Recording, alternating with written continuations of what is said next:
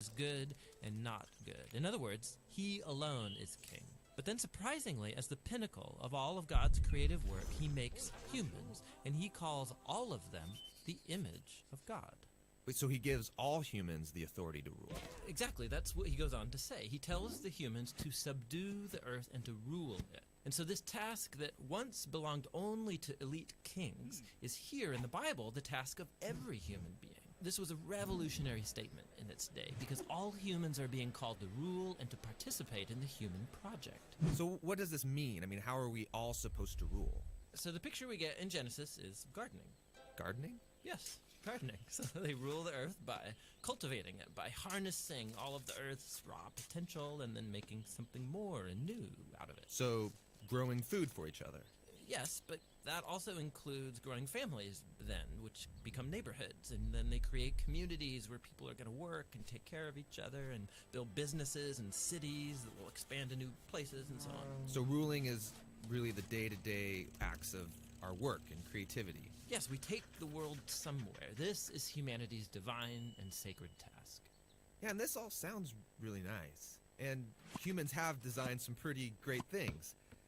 But just as often we create things that cause a lot of suffering and a lot of injustice, so maybe we shouldn't actually be ruling. Yeah, so the Bible addresses this. In Genesis, what happens is that God gives humans a choice about how they're going to rule. So are they going to use their authority for the benefit of others, which is God's definition of good, or are they going to turn away and define good and evil for themselves and use their authority for self-advantage? And in the story, they choose to define good and evil on their own terms. And so this is the Bible's depiction of the human condition. So sometimes we pull off amazingly good stuff, but just as often, despite our best intentions, we act selfishly and we create evil in the world. And so we're stuck as mediocre rulers making a mess of things. But that's not the end of the story. So the Bible goes on and it makes this claim that all of this was resolved when God bound himself to humanity through Jesus. And he showed us what it looks like to truly rule as a human. So what does it look like?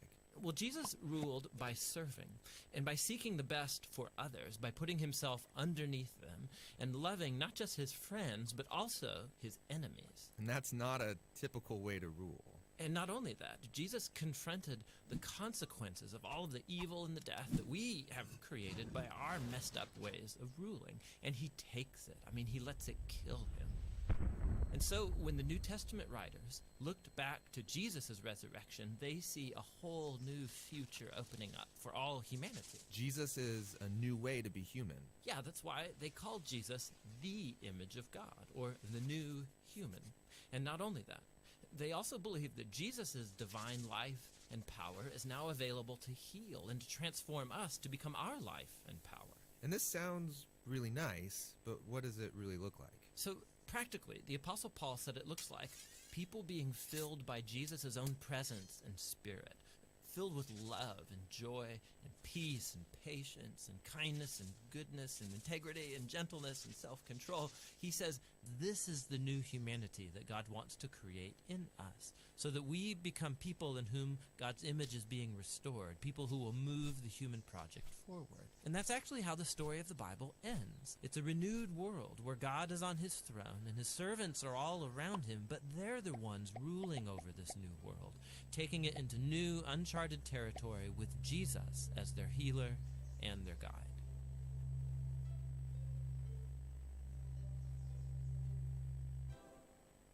Thanks for watching this channel. We do this because we believe the Bible is one unified narrative that leads to Jesus and has profound wisdom for the modern world. So we're making different video series, some that walk people through the design and message of books of the Bible or whole sections of the Bible. Yeah, we also do a series that take one biblical theme and trace that through the whole narrative arc of the Bible, kind of like the one you just watched. And we have a lot more series coming up that we have planned. The Bible Project is possible because of your support. So some people give one-time gifts, and there's a growing number of monthly supporters as well. And we're all behind this. We want to make these videos free and available to anyone, anywhere.